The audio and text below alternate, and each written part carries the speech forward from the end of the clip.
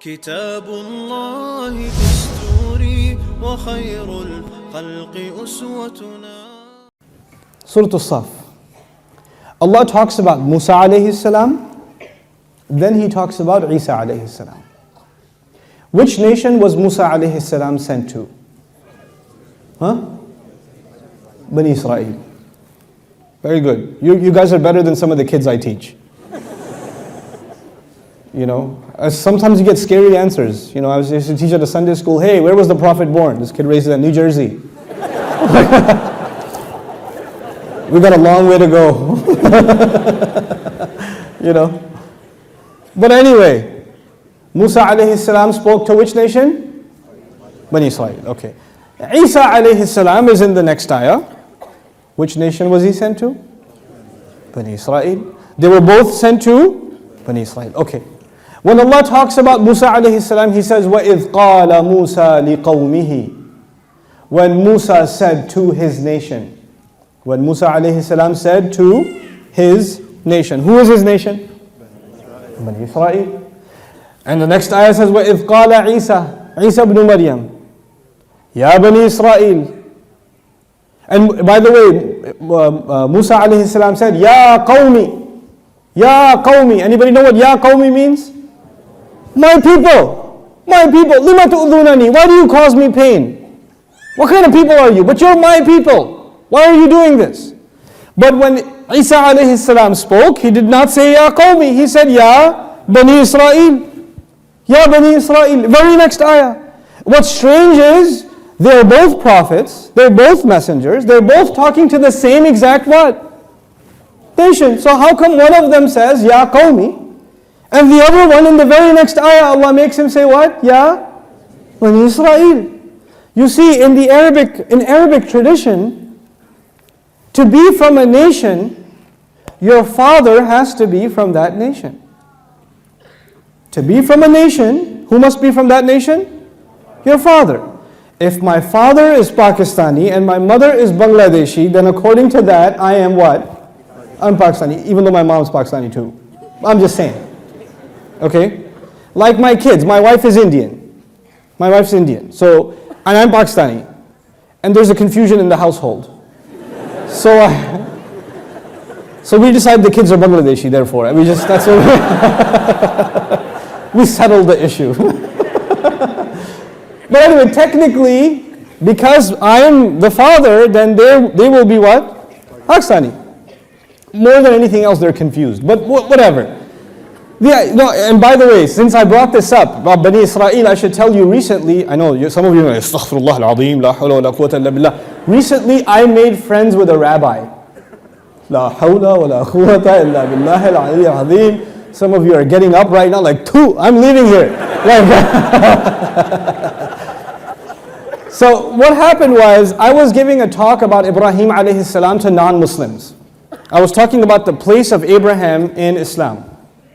And I was giving this talk, and a rabbi, like a proper rabbi, one of those rabbis, was sitting in the first row.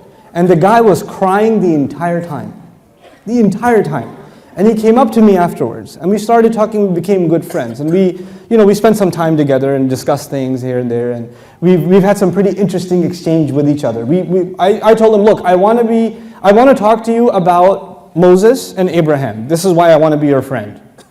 I want to talk to you about Musa and Ibrahim alayhi salam, because Allah talks to my master and our Lord in His revelation talks to your people a lot. Ya Bani Israel, Ya Bani Israel, Ya Bani Israel. So clearly you have some background. And Allah is talking to you based on your background. And I want to understand your perspective. I don't want to talk about you, I want to talk to you. I don't want to judge what you say from books, I want to judge what you say from you. You tell me what you believe about Musa, you tell me what you believe about Ibrahim alayhi salam, and they say the most ridiculous things. They do. We have the most incredible conversations about the prophets. And they are, wallahi, I tell you one thing I learned from that, and we still talk a lot. We call him Ibrahim, they call him Ibrahim, right? And we even have a recitation, Ibrahim, but we're talking about two different people. What we know about Ibrahim alayhi salam, they have no idea. We call him Musa, they call him Mushe, Torat Mushe. But who we call Musa in the Quran, and who they call, wallahi, when you read and when you hear what they say about these same people, you will say, you're not talking about my Musa alayhi salam. You're talking about somebody else. I don't know who you're talking about. That ain't him. You got the wrong address or something. Because we disagree on almost everything. Almost everything. But you know why? When I brought this up, I was talking to you about Surah As-Saf. One messenger says, Ya Qawmi. The other messenger says what? Ya Bani Israel. Why did I bring up the rabbi? Because the rabbis hold the opinion that to be from a nation, your mother should be from that nation. They have that opinion. That's in Judaism, in traditional Judaism, it's a recent development, but they have it. So he says, no, ethnicity does not come from the father, ethnicity comes from the mother. I said, okay, Rabbi, let's have some fun then. Musa alayhi salam ran away from Egypt. He ran to a place called Madian. Madian is Arab. You know that, right, Rabbi? He goes, yes, of course, it's Arab. It's Arab. Okay, and he met a man in Madian, and that man married his daughter to Musa. So Musa married an Arab. You with me, Rabbi? You good? Yeah, Musa married an Arab. Okay. Therefore, all of his children, according to you, are Arabs.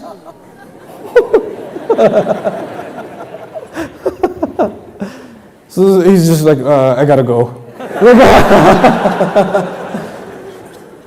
Ethnicity comes from who? Father. The father. That's why, Rabbi, you call your people the sons of Israel. You don't call your nation by the name of your mother. You call your nation by the name of your father. All of humanity is called children of who? Adam, not Hawa. We call ourselves Banu Adam, children of Adam. Why? Because our identity comes from who? The father. This is how it started, guys. Last name Adam. That's how it started. And it's been that way since. It's been that way since. Now, coming back to this. To be from a nation, who has to be from that nation? When Musa alayhi salam says, Ya Qawmi. You know what he's saying? You're my people because my father is from you. Isa alayhi salam in the Quran never says, Ya Qawmi. Never says, Ya Qawmi. He always says what? Ya Bani Israel. And he cannot say Ya Qawmi. Because if he says Ya Qawmi, he would be saying, my father is from you. The technical problem with that is, he doesn't have a father. So he cannot say Ya Qawmi. He can only say, Ya Bani Israel. The Quran protects the virgin birth of Jesus better than the Bible. Ya Bani Israel. This is what you call precision beyond human ability. Allah didn't have to write a separate chapter on why we believe that Isa alayhi salam is not, born of or doesn't have a father. He can just make him say Ya Bani Israel and that's enough. That's enough. And what did I tell you? Identity comes from who? Father. So we say about the Rasul sallallahu alayhi wa sallam, Muhammadun ibn Abdullah. Muhammad ibn Abdullah. Right? Okay. We say, for example, Umar ibn al-Khattab. But we say Isa ibn. Oh. Allah broke it. Because this time you cannot have another identity. Sorry, there's no father available. There's no father. So you have to say what? Maryam. There is no other man. There is no other person. When you talk about them and you say Ibnu and you say a woman's name. Except who? Isa alayhi salam. Because it's a part of our belief that there's only one parent. There's no other parent. So you have to say Ibnu Maryam. And this is an honoring of Maryam salamun alayha. And it's a further validation of the virgin birth. In some renditions of the Bible, the first chapters of the Bible are the lineage of Jesus. And the husband of Mary and all of that.